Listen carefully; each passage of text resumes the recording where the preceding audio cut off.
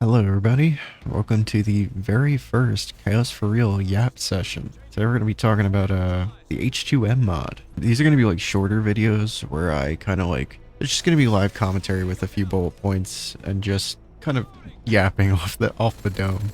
We'll see how this goes, and if you guys are cool with it, then this lets me put a bunch of videos out in a lot shorter of a time.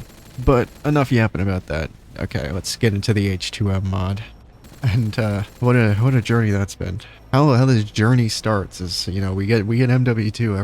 Everybody loves that game. Now Infinite Warfare is going to come out, and it can be seen to be a flop from a mile away. It gets the most disliked trailer in YouTube history or something. I think it's close to that. They make sure people actually buy the game. They bundle it with Modern Warfare Remastered, which is a first time thing for the COD franchise. It's generally well received, minus some strange decisions like adding in loot boxes and charging for a map pack that was still charged for back in like 2007. It was pretty well received. A lot of people gravitated towards Modern Warfare Remastered instead of Infinite Warfare, even though I kind of liked Infinite Warfare a little bit better, if I'm gonna be honest. Yeah, so that happens, and people think the logical next point is like whenever they need to, let's just remaster Modern Warfare 2. That's the one everybody else likes. They eventually do that, but Modern Warfare 2 Campaign Remaster comes out during Modern Warfare 2019 comes out. I think it was either before or right when Warzone came out, so it was to keep that momentum and kind of keep everything during the pandemic.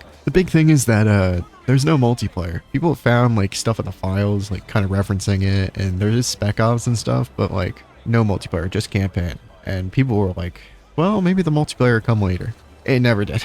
And so people are just kind of like, oh, well, we're eventually going to get it someday. And so far we haven't, except for Modern Warfare 3, aka, I just call it Modern Warfare 23, the new one, basically. It's basically Modern Warfare 2 if Activision could make it now.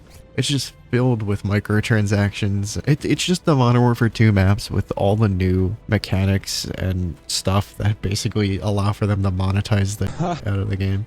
So it's not really a supplement for that experience. So basically the team behind H2M decides to come out and make their own Modern Warfare 2 Remastered on the Modern Warfare Remastered engine. And so they've been working on this in the background for years, and Modern Warfare Remastered isn't like Black Ops 3 or World at War where it has official mod tools. So it would have to be some sort of external project, and similar to a lot of other COD clients before. Now, that brings it into hot water because a lot of these COD clients kind of got put under the microscope of Activision's lawyers. As someone who got about 50,000 views off of people trying to figure out how to keep playing them, I could tell that this isn't a good way to go as far as if you want to keep your project alive. About 2 weeks ago, I'd say, they put out a trailer that very obviously reminisces on like the old school Modern Warfare 2 trailers, and they announced it early. This was a bad decision from the start. I'm gonna keep it real. Like I said, X Labs got shut down, SM2 got shut down. X Labs was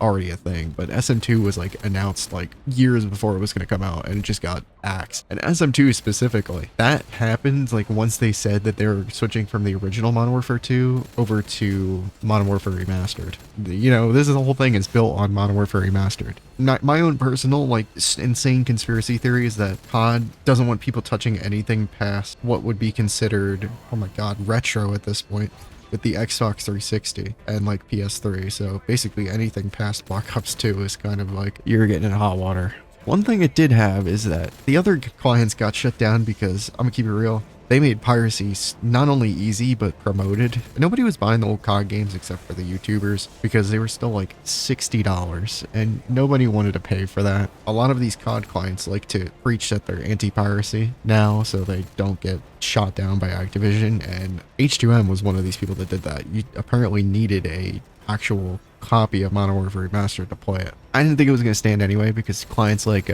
Boy that got shut down, that was for BO3. People really want to play COD for free, so they're going to crack your client so they can play COD for free. It wasn't going to last when you got people making their mods. So we go on, YouTubers get it and they show it off, and people are getting super excited for it between the trailer and like people like Merc Music just praising the mod a lot. Even better, there's a sale going on right now for Modern Warfare Remastered, and it becomes the #3 selling game on Steam. Keep in mind, it's still like $20, I think, for Modern Warfare Remastered. I bought it too because I was like, I genuinely believed, I was like, whatever. If I still had Modern Warfare Remastered files from back when H1 was like still, it was never popular, but it still had at least somewhat of a player base. I was just gonna be like, I'll refund it if they end up, if those files work, but otherwise, if there is like those Steam checks and stuff, I'm going to, I'll have it ready and downloaded. A lot of people buy it, and like I said, it becomes the #3 selling game on Steam. And on the 15th, the day after the sale and the day before the mod comes out, it gets cease and desisted by Activision. I think it would have been less of a controversy if they did it earlier. Like basically maybe like right after they did the trailer. It would have sucked. People would have been upset about it, but I think it wouldn't have been as bad of a look on them. But when you leave the game on sale up until a certain point and milk it dry until the last minute, that is just horrible optics. And this kind of sends the community into a complete panic. So many people have refunded Modern Warfare Remastered on Steam. I've seen people and like friends who have even got their refund past the 2-hour mark on Steam, which is crazy. And much to Activision's dismay, the mod got leaked. It turns out when you give a cease and desist after the content creators play, someone's gonna be that hero. People are already doing like crazy stuff with that. Like people fixed the server browser. Like people are already planning to add things to it. You can't really kill a community project like this once it gets out of the developer's hands. The only one that's really been killed in the past is SM2, and that's because access to it was so limited that I don't think anybody has the files. And if they do, I'd love to play it, so contact me, please. But the most ironic thing of all with it is that the leaked mod didn't have any Steam checks implemented yet, since it wasn't like the actual thing. So it just ended up promoting more piracy than if they just let it come out. Is insane to me, because there's still like 800 to 1,000 people playing at a given time. So I doubt very many of them have paid for the game, and it sucked. I just don't get it. Apparently Activision thought it was going to hurt BO6's sales, which I kind of get it, but at the same time, it's like, not only is it A, it's months before the game comes out, B, the game plays completely different. Black Ops 6 is not going to play like H2M, and then also, it shows a complete lack of confidence in your game that you have to shut down a mod project because you think it's going to impact the sales. Either way, you know, the mod is living on and could potentially go open source, so that's nice. I guess before I get into my thoughts on the mod though, if you could like and subscribe, I'd appreciate it. I'd give you a big high five, and it would make a nice crisp sound. Here's the real question though. Is it good? Is it fair to really go critically into this because it's not even an official, like, final development build? No, but I'm still gonna do it anyway. Alright, so I guess I'm just gonna kind of like go back and forth between positives and negatives. So we'll start with the positives, I guess. Well, my first positive is that it's for sure Modern Warfare 2, but newer. It feels mostly like Modern Warfare 2. Like, I mean, you can still tell it's MWR, and it has that MWR feel. I've kind of always preached that MWR kind of feels like Advanced Warfare light. Like, once you feel it, you can't unfeel it. But it's still, like, basically got everything in Modern Warfare 2, and it's just polished up to look better in most cases. You know, I can't really complain. The mod is what is advertised. Now, I guess to get into the first negative, it is very buggy. Clearly, this was not like a finished thing. Some of the bugs I can just name off the top of my head are like, there's a bug when you launch the game, you have to delete a file or like change the name of it, or else the Activision screen will continue loading in the background, and it is so loud. It is just definite. If you get to 15 classes, you can't use the last 5.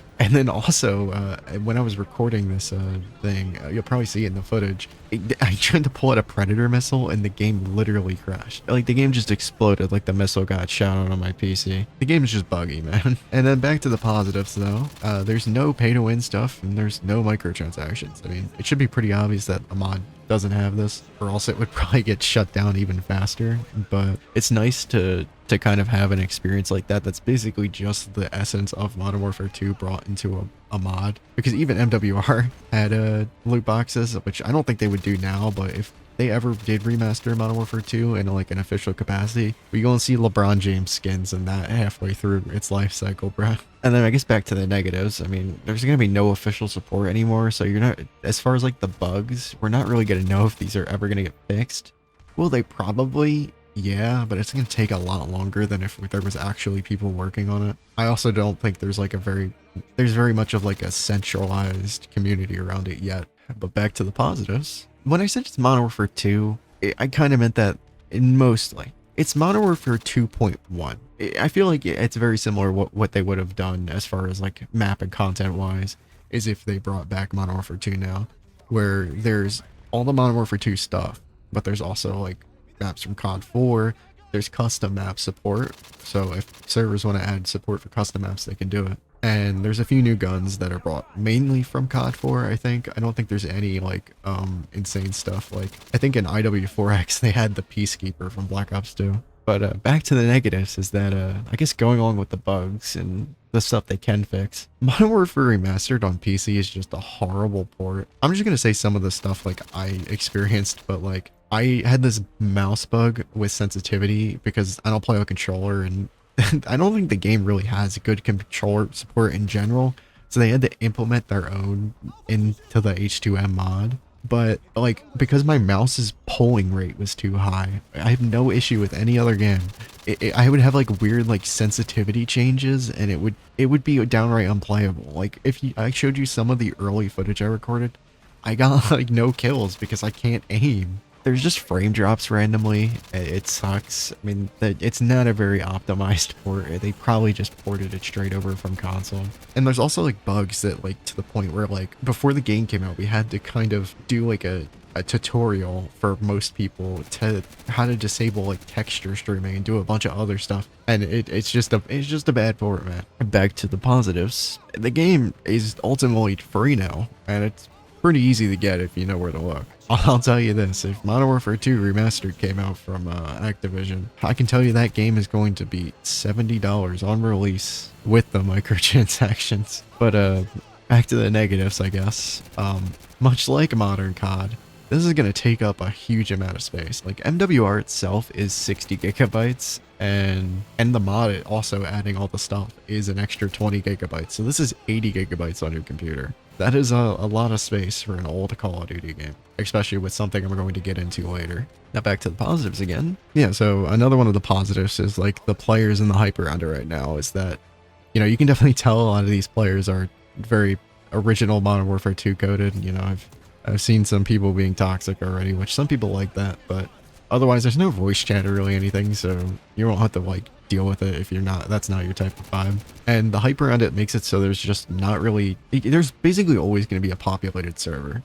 Going into the negatives, it's also the players. One of these critiques I'll get into, like if I ever make like a full video talking about clients and stuff in general for these old type of games, is that the players that are going to be playing it are typically pretty good at the game. So you're going to get, if you're average or kind of or below average, I'd consider myself pretty okay at COD, you're going to get stomped, which, you know, that's part of the territory. I mean, that's kind of the COD spirit, is that you're going to get mowed down by somebody better than you sometimes, but I'd say that is somewhat of a negative, because for as much as people don't like skill-based matchmaking, doing pub stomping is nice sometimes, and I don't think that's really a thing here in this type of Modern Warfare 2. The final positive I have is just kind of, it feels nice to play. I mean, Modern Warfare Remastered is a good engine. The Modern Warfare 2 maps and guns are nice to shoot. It just feels nice. The final negative is that I have more fun in the alternative. This mod is cool, and it's nice for people to see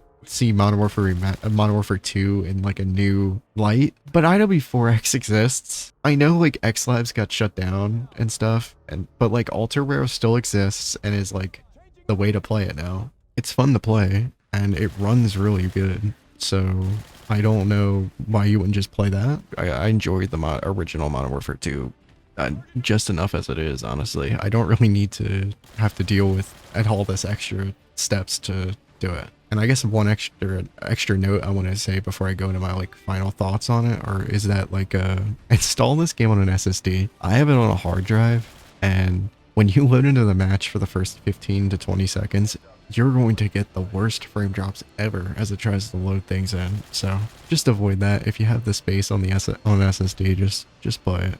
Put it there. But ultimately, is it worth playing? Well, like most of my videos, the answer is maybe. If you just want to play OG Modern Warfare 2, Play IW4X, like I said. It's not going to have the same amount of players, but I still think it's probably a better experience, at least on PC. But if you want to try MW2 with a new coat of paint and lots of new players and also progression, try this out. Also, one thing I forgot to say as far as like and I guess this would be an extra note. I don't really know if this is a positive or a negative. There's no unlock all, which for me is kind of a negative because I want to like just get the stuff and shoot people.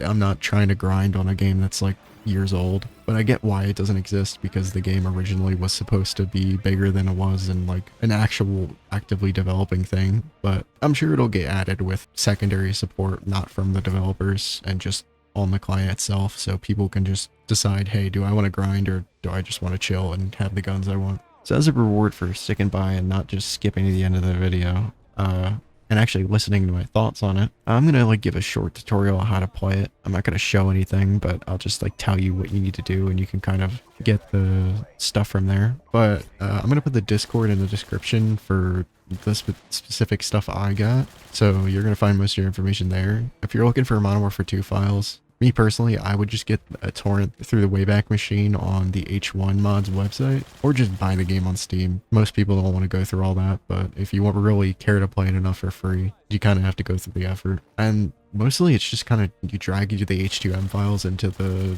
Modern Warfare Remastered folder, and you launch the H2M exe. It's not very hard to do. So, yeah, that was my first Chaos for Real yap session. If you liked the video, and I would appreciate it if you liked and subscribed, maybe even hit the notification bell.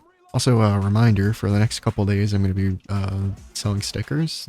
They're for charity. Go for about $3 a pop. And if you want to support Sarcoma Foundation of America, go check them out. I also have a Discord down below. We do a game nights in every Friday, which will either be tomorrow or the day of, whenever this video comes out. I'm going to start probably record some of them if we decide to do like weirder games and stuff. And you might end up in one of these videos. A thank you to my patrons and YouTube members, Bungus, Mr. Bunguside, Slack, Master Necro, and if you want to join that list and just show me some support, link in the description. So thank you for watching. My name is Chaos for Real, and in my world, H2M stands for Hawk 2M. Maybe I shouldn't have fired those scriptwriters.